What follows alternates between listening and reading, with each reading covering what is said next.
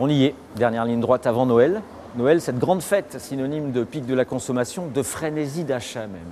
Vous saturez? Eh bien, pourquoi ne pas tenter le cadeau d'occasion, histoire de redonner une seconde vie aux objets et puis de soulager un peu la planète, mais pas trop votre porte-monnaie.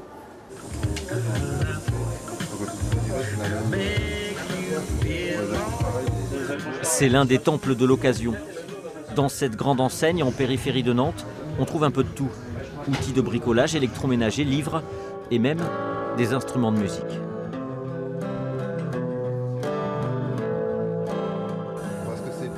Des objets de seconde main, donc moins chers, qui permettent aussi de consommer plus responsable.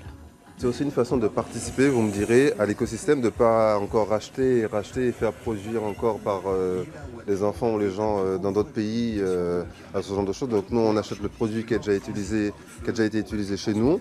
Donc on lui donne une deuxième chance, donc une deuxième vie. Rayon jeux vidéo. Ici, Elodie est certaine de dénicher le bon plan. Parce que les jeux sont moins chers et qu'ils restent en très bon état, même en étant d'occasion. Donc ça permet d'offrir d'autres cadeaux de Noël, d'en offrir plus.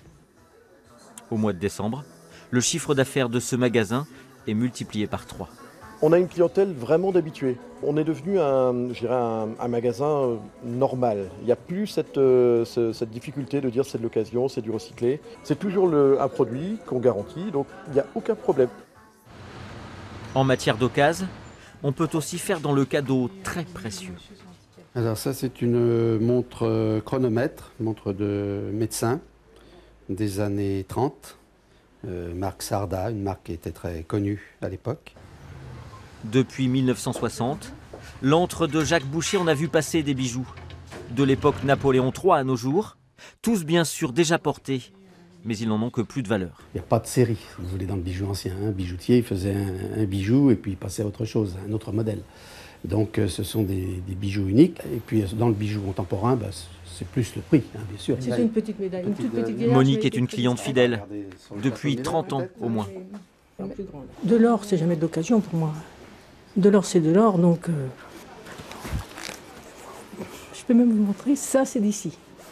Bon, ça ne se voit pas que c'était de l'occasion. Hein. C'est une idée qui vaut son pesant d'or. Il y a 2 ans, Aude et Marie ont créé un site de vente de vêtements d'occasion pour les enfants, de 0 à 8 ans. Les vêtements ils viennent de toute la France. En fait, on nous contacte via notre site internet et nous, on envoie des bordereaux d'expédition à nos vendeurs qui nous envoient la marchandise par ce biais.